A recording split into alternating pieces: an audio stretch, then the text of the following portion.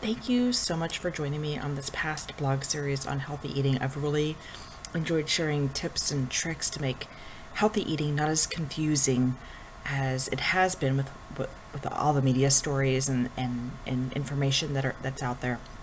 With things coming at us every day, it can make it very difficult to understand what is and what is not truly healthy for us. So, today I want to conclude this blog series by just sharing 3 simple but effective ways to raise healthy eaters. I hear nearly on a daily basis. I hear things like, my kids won't eat healthy, so what's the use? Or I hear people say, well, they won't eat that. Or I can't eat healthy because my kids won't eat what I'm eating. I'm here to tell you to stop that negative talk. You can and they can't. So try these simple tips and tricks, and you will not be saying those things anymore. So the first thing you need to try is to eliminate sugars. I know, it's hard, isn't it? I get it. To eliminate every sugar right off the bat may be too much, so you want to take this slowly. First off, I want to share that kids and teens should have less than 25 grams. That's about 6 teaspoons of added sugars each day. Children under 2 should not have any added sugars at all whatsoever.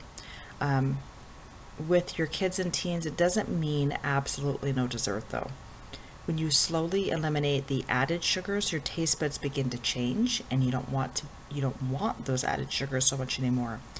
And one of the first things you can do is eliminate the sugars in cereals and yogurt. Yes, yogurt has added sugars in it. You have to be careful. You need to read food packaging labels carefully. And I did a previous blog about food packaging. There's a link in my blog that's attached to this video. This can actually add room for the occasional dessert, such as a cookie or a single scoop of ice cream. Also, don't keep sugary drinks around the house, such as fruit drinks and pop. Or if you do, limit them a lot with your kids. Did you know that kids ages 2, as young as 2, all the way to 19, get 7% of their daily calories from fruit drinks and pop? It's not a good thing, and I get it. I know what you're thinking. You want to avoid the battles. But allow me to share what I say as a parent to my child. It might be a little bit unorthodox, but it works. I tell my daughter, they ran out of fruit snacks at the store. Sorry, I didn't pick them up. Or I might say, well, oops, I forgot to grab those. We'll have to get them next time. It's okay. White lie to them. I also might say, well, let's try this. It's something new. We'll try it. See how you like it. Or, this is my favorite. This is one that's a little unorthodox. Eating too much sugar will cause extra sugar bugs, which are going to create cavities no matter how much you brush. Remember, if you get a cavity because of not brushing or too much sugar, I take that out of your allowance. Controversial a little bit, right? But hey, it works. The biggest thing I can suggest for this tip, though, is to be a role model. Guys, if your kids hear you say no to sugar, yet you're sitting there eating a popsicle or a cookie in front of them, how effective is that? Just keeping it real. You've got to be a role model. Tip 2 is to eat together whenever possible.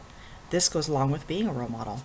When your kids see you eating healthy, they're going to copy you. They look up to you. And eating together as a family has actually been linked with better academic performance at school, lower risks of depression, and substance abuse. In addition, this can also lower the rates of obesity and eating disorders. And the last tip is to include fruits and vegetables at every meal. Listen, a healthy meal is not chicken nuggets and French fries. French fries are not a vegetable, even though it comes from a potato. Same thing with, a potato is a starchy vegetable, which makes it a carbohydrate. Even with pizza, tomato sauce, there's not so much vegetables on there, even if you put green peppers or mushrooms. There's not enough veggies on slices of pizza. And when you eat enough veggies off those slices of pizza, pretty soon you're eating half the pizza to get one full serving of veggies. And there's like 6 servings of carbs. So the rule in my house at dinner time, lunchtime, is you have to have a protein, a healthy carb, a vegetable, and or a fruit. So maybe your kids don't like vegetables or fruit. That's fine. Try these tricks. Serve salsas and dip with a few low-sodium corn chips. You can add mashed banana to plain yogurt.